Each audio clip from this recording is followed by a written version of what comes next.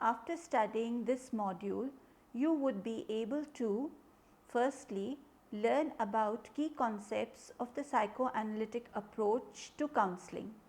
Secondly, understand the counseling process involved.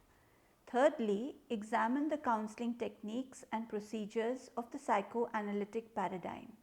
And lastly, evaluate the contributions, limitations, and criticisms of the psychoanalytic paradigm. Now it is time to turn our attention to the specific theories which currently dominate the field of counseling, the well-known schools of counseling or counseling approaches. This common usage of these two words reflects a subtle relationship between the parts and the whole.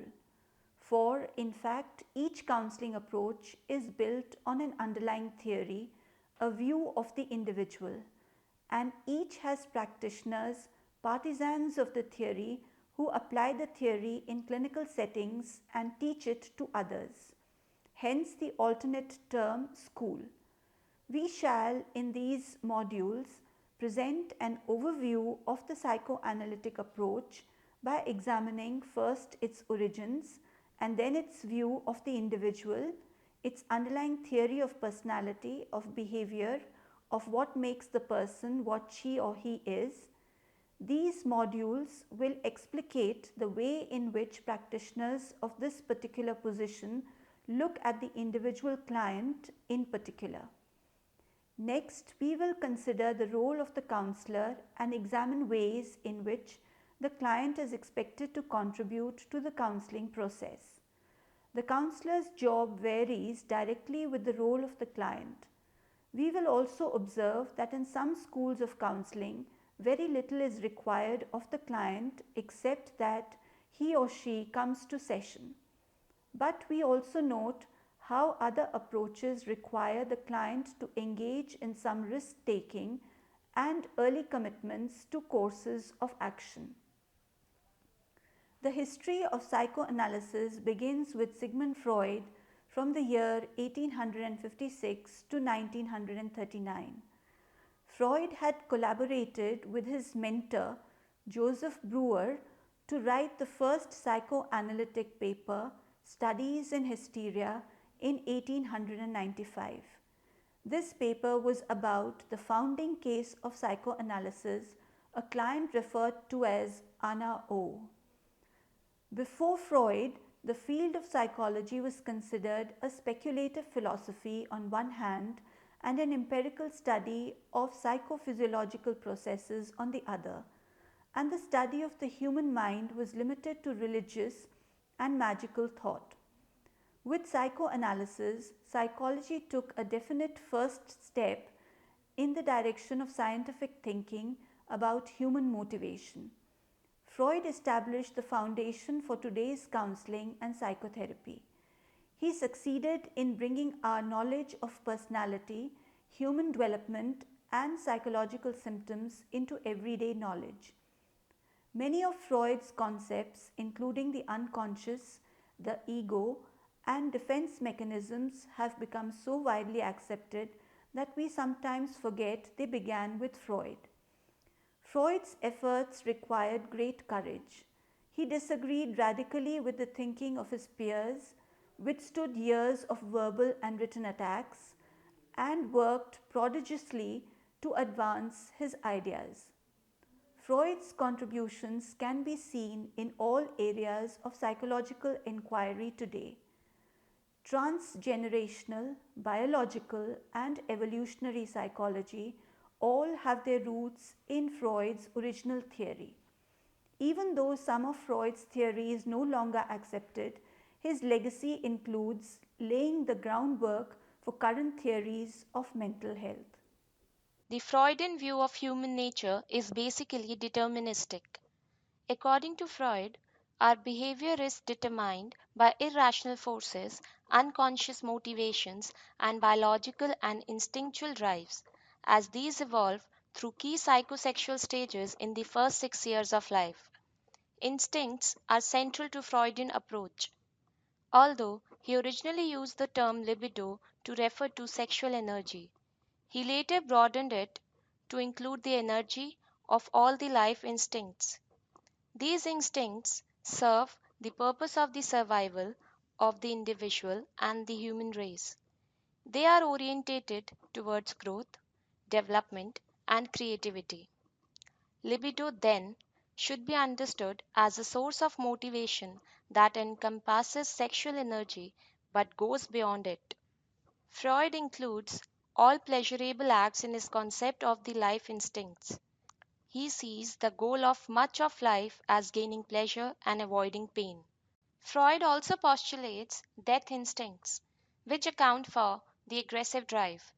At times, people manifest through their behavior an unconscious wish to die or to hunt themselves or others. Managing this aggressive drive is a major challenge to the human race. In Freud's view, both sexual and aggressive drives are powerful determinants of why people act as they do. According to the psychoanalytic view, the personality consists of three systems: the id, the ego, and the superego. These psychological structures often overlap and intertwine and are not discrete entities, although each has distinctive properties. The id is the biological component, the ego is the psychological component, the superego is the social component. They operate together as the internal forces and form our personalities. Using this theoretical structure can facilitate understanding of strengths and areas of difficulties in a personality. The id. The id is the original system of personality. At birth, a person is all id. The id is the primary source of psychic energy and the seat of the instincts. It lacks organization and is blind, demanding, and insistent. Ruled by the pleasure principle, which is aimed at reducing tension, avoiding pain, and gaining pleasure. The id is illogical, amoral, and driven to satisfy instinctual needs. The id never matures. It does not think but only wishes or acts. The id is largely unconscious. The ego. The ego, like the superego, becomes differentiated from the id as the child develops. Although energy from the id provides the power for both the ego and the superego. The ego is not present at birth, but evolves as the baby realizes its separateness from the mother. The ego is aware of both the pressures of the id and the constraints of the superego, and seeks to moderate both while still meeting their needs. The ego has been described as the mental agent of rational and self conscious selfhood. It is a mediator and organizer. Guided by the reality principle or reality testing, the ego has considerable power. It can affect changes in the environment, postpone or suppress instinctual demands, and encourage sound moral judgment and flexibility. Using logic, intelligence, objectivity, and awareness of external reality, a healthy ego considers, modifies, and integrates both internal reality and external pressures on a person, decides when and how the person should respond to those demands, and identifies wise choices and behaviors that promote self preservation. The superego.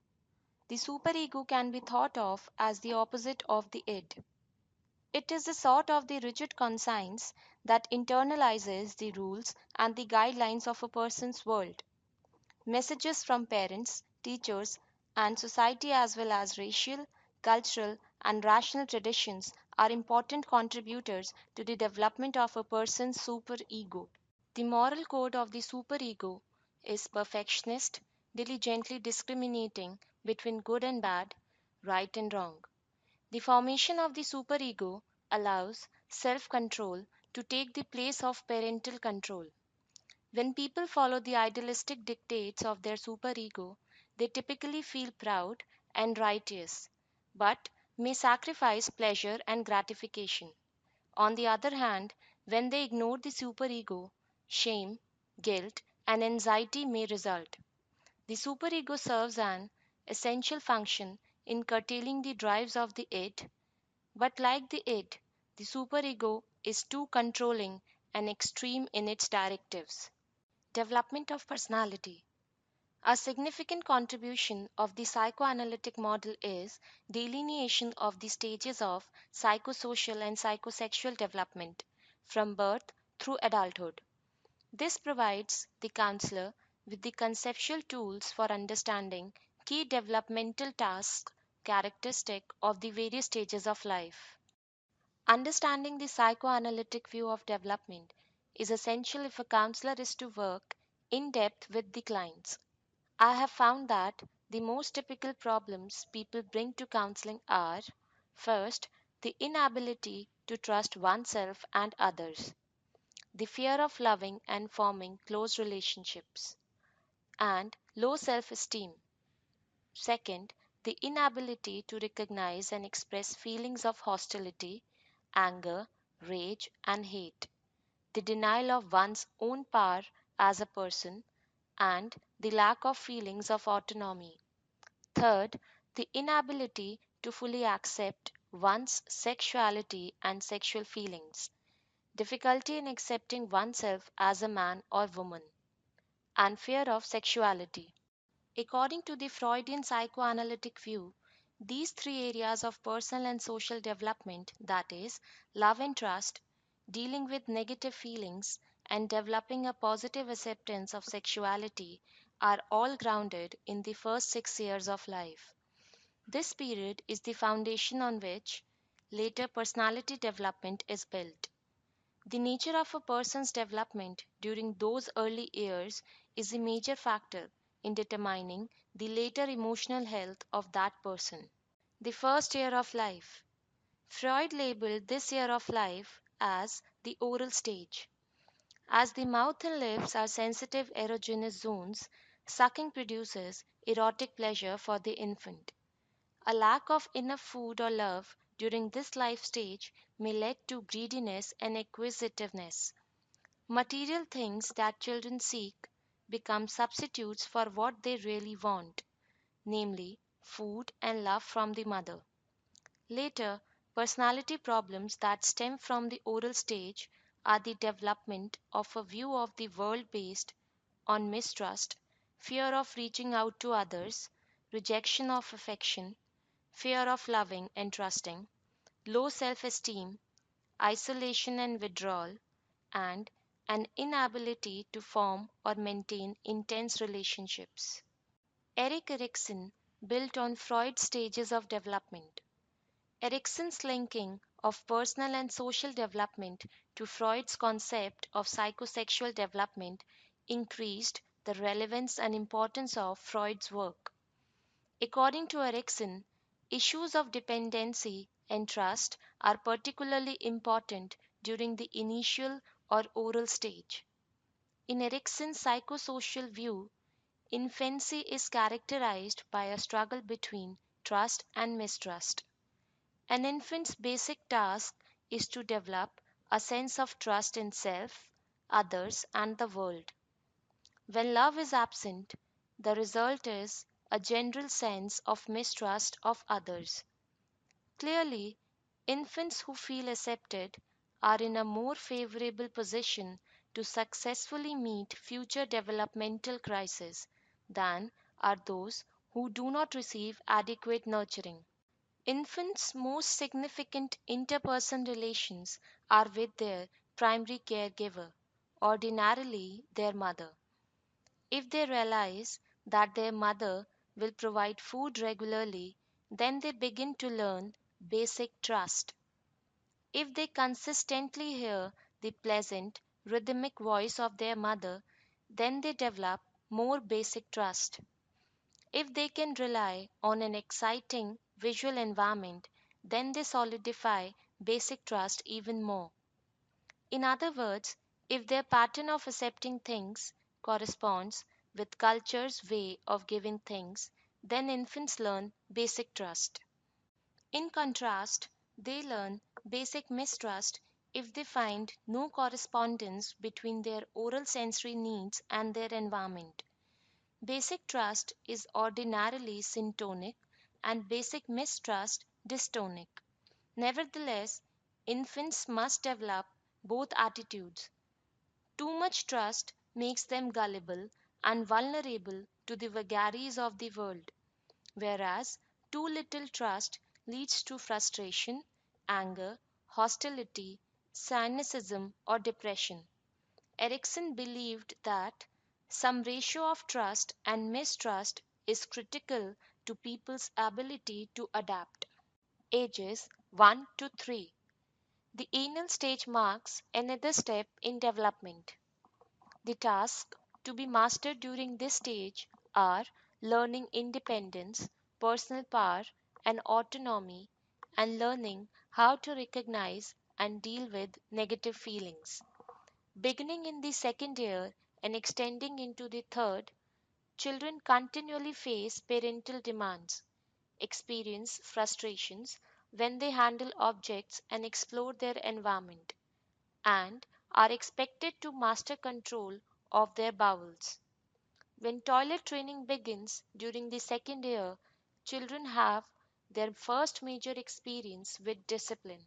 During the anal period of development, the child will surely experience so called negative feelings such as hostility, destructiveness, anger, rage, hatred, and so on. It is important that children learn that these are acceptable feelings. Many clients in counseling have not yet learned to accept their anger and hatred towards those they love because they were either directly or indirectly taught that these feelings were bad and that parental acceptance would be withheld if they expressed them, they repressed them. According to Erikson, early childhood is a time for developing autonomy. Children who do not master the task of gaining some measure of self control develop a sense of shame and doubt about their abilities. Parents who do too much for their children hamper their independence. Children who are encouraged to stay dependent will doubt their capacities for successfully dealing with the world. Ages 3 to 6. During the phallic stage, sexual activity becomes more intense, and the focus of attention is on genitals, the boy's penis, and the girl's clitoris. According to the orthodox Freudian view, the basic conflict of the phallic stage centers on the unconscious incestuous desires that children develop for parent of the opposite sex. Because these feelings are of such a threatening nature, they are typically repressed.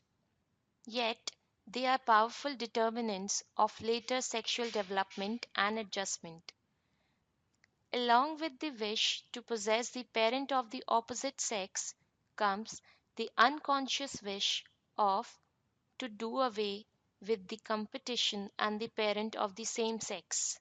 According to Freudian theory, boys and girls both experience sexual longings and conflicts, which they repress. Boys crave the attention of their mother, feel antagonistic towards father, and develop fear that father will punish them for incestuous feelings towards mother. This is known as the Oedipus complex. Mother becomes the love object both in fantasy and behavior, and boys exhibit sexual longings for mother. Ages 6 to 12. With the passing of the turbulence and the combined stresses of the oral, anal, and phallic stages of psychosexual development, the individual can enjoy a period of relative rest. The major structures of personality are largely formed, as are the relationships between these subsystems. During this latency period, new interests replace infantile sexual impulses. The sexual drive is sublimated, to some extent, to activities in schools, hobbies, sports, and friendships with members of the same sex. Due to identification with the same sex during this time, children form groups or cliques. The oral, anal, and the phallic stages taken together are known as the pregenital period.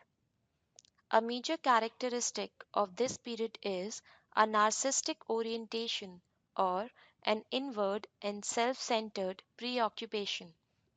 During the middle childhood years, there is a turning outward toward relationships with others.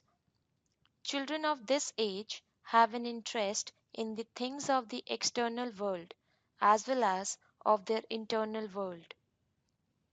This period prevails until the onset of puberty, ages 12 to 60 above. Young adults move into the genital stage unless they become fixated at an earlier period of psychosexual development. The old themes of the phallic stage are reviewed and recapitulated, and adolescents typically develop interest in the opposite sex, engage in some sexual experimentation, and begin to assume adult responsibilities. As they move out of adolescence and into the mature adulthood, they form intimate relationships, become free of parental influence, and develop to be interested in others. There is a trend away from narcissism and toward altruistic behavior and concern for others. Erikson's view of development continues where Freud left off. It accounts for forces influencing adolescent development and various phases of adulthood. According to Erikson, the major developmental conflicts of the adolescent years are related to the formation of personal identity. Adolescents struggle to define who they are, where they are going, and how to get there. If they fail to achieve a sense of identity, role confusion results. Adolescents have the task of integrating a system of values that will give their life a direction. On the formation of a personal philosophy of life, they must make key decisions relating to religious beliefs, sexual ethics, values, and so forth. In this search for identity, models are especially important. Erikson has delineated three stages that cover the adult period, that are young adulthood, middle age, and later life. First, young adulthood. In Erikson's view, we approach adulthood after we master the adolescent conflicts over identity and role confusion. During young adulthood, our sense of identity is tested again by the challenge of intimacy versus isolation. One key characteristic of the psychologically mature person is the ability to form intimate relationships. A prerequisite to establishing this intimacy with others is a confidence in our own identity. Intimacy involves an ability to share with others and to give to others from our own centeredness. Now, middle age. This is the time for learning how to live creatively with both ourselves and others. On one hand, we may painfully experience the discrepancy between our dreams of young adulthood and the reality of what we have accomplished. Erikson sees the stimulus for continued growth in middle age as the crisis between generativity and stagnation. He considers generativity in the broad sense to include creating through a career, family, leisure, time activities, and so on. The main quality of productive adults is their ability to love well, to work well, and to play well. If adults fail to achieve a sense of productivity, they begin to stagnate and to die psychologically. Now, later life. According to Erikson, the core crisis of the elderly is integrity versus despair. Ego integrity is achieved by those who feel few regrets. They have lived a productive and worthwhile life and have coped with their failures as well as their successes. They are not obsessed with what might have been, and they are able to derive satisfaction from what they have done. They are able to view death as a part of the life process, and they can still find meaning in how they are living now. The failure to achieve ego integrity tends to lead to feelings of despair, hopelessness, guilt, resentment, and self disgust. Counseling implications. By taking a combined psychosexual and psychosocial perspective, counselors have a useful conceptual framework for understanding developmental issues as they appear in counseling. Regardless of a counselor's theoretical preference, relevant questions such as these can give direction to the counseling process. And these are: first, what are some major developmental tasks at each stage in life, and how are these tasks related to counseling? Second, what are some of the themes that give continuity to this individual's life? Third, what are some universal concerns of people at various points in life? How can people be challenged to make life affirming choices at these points? Fourth, what is relationship between an individual's current problem and significant events from earlier years? Fifth, what influential factors have shaped one's life? Sixth, what choices were made at these critical periods and how did the person deal with these various crises? Repression is one of the most important Freudian process, and it is the basis of many other ego defenses and of neurotic disorders. It is a means of defense through which threatening or painful thoughts and feelings are excluded from awareness. Freud explained repression as an involuntary removal of something from consciousness. It is assumed that most of the painful events of the first 5 years of life are so excluded, yet these events do influence later behavior. Repression is also a routine process that continues even after 6 years of life. Denial. Denial plays a defensive role similar to that of repression, yet it generally operates at preconscious and conscious levels. Denial of reality is perhaps the simplest of all self defense mechanisms. It is a way of distorting what the individual thinks, feels, or perceives in a traumatic situation. It consists of defending against anxiety by closing one's eyes to the existence of threatening reality. In tragic events such as wars and other disasters, people often blind themselves to realities that would be too painful to accept.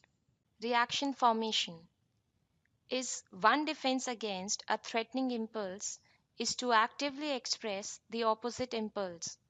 By developing conscious attitudes and behaviors that are diametrically opposed to disturbing desires, people do not have to face the anxiety that would result if they were to recognize these dimensions of themselves. Individuals may conceal hate with a facade of love, be extremely nice when they harbor negative reactions, or mask cruelty with excessive kindness. Projection. Another mechanism of self deception consists of attributing to others' own self unacceptable desires and impulses. Lustful, aggressive, or other impulsive are seen as being possessed by those people out there, but not by me. For example, a man who is sexually attracted to his daughter may maintain that it is she who is behaving seductively with him. Thus, he does not have to recognize or deal with his own desires. Displacement. One way to cope with anxiety is to discharge impulses by shifting from a threatening object to a safer target. Displacement consists of directing energy towards another object or person when the original object or person is inaccessible. For example, the meek man who feels intimidated by his boss comes home and unloads inappropriate hostility onto his children. Rationalization. Some people manufacture good reasons to explain away a bruised ego.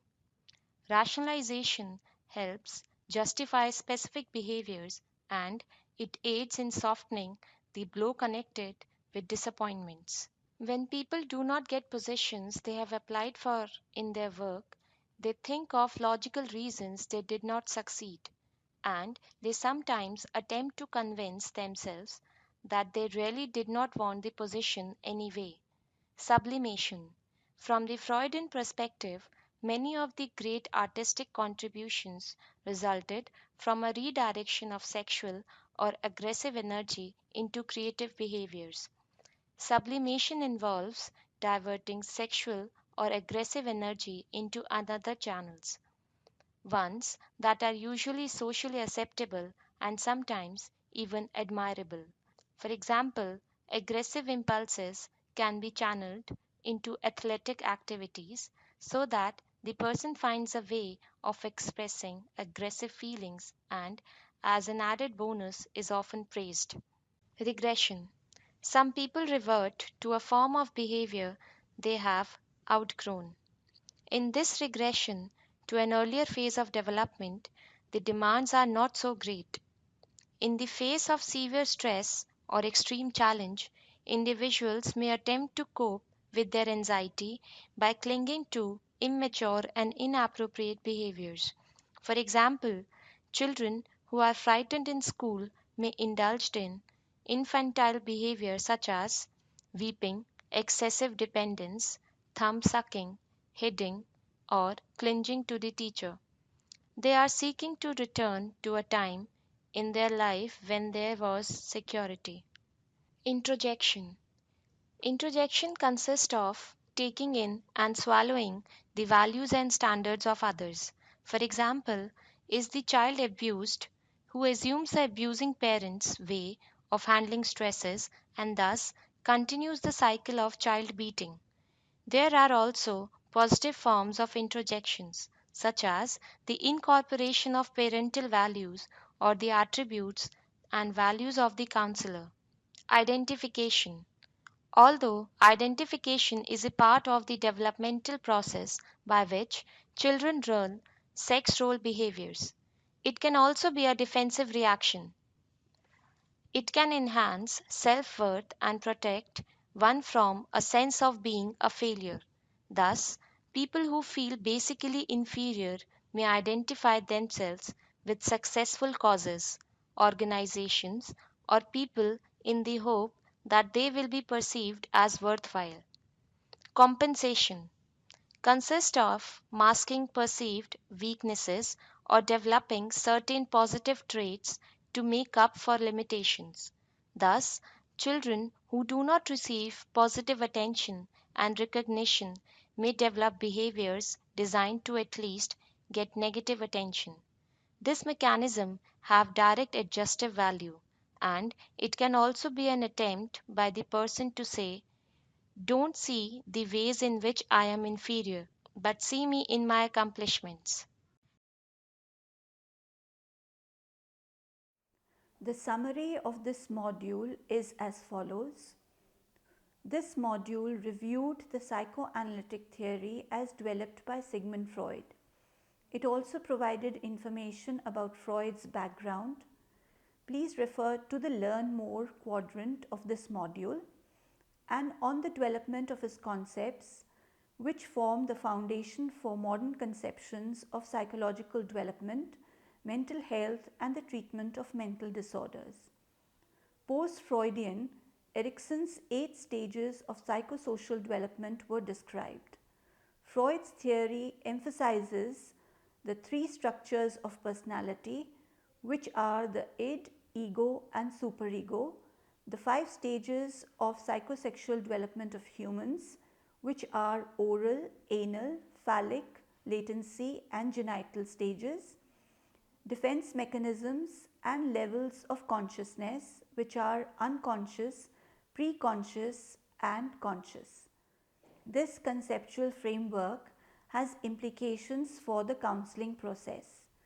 Developmental tasks of each stage of human development, themes that give continuity to an individual's life, universal concerns at various points in life, making life affirming choices at these points, influential factors, especially from earlier years, that have shaped one's life and helped in dealing with crisis.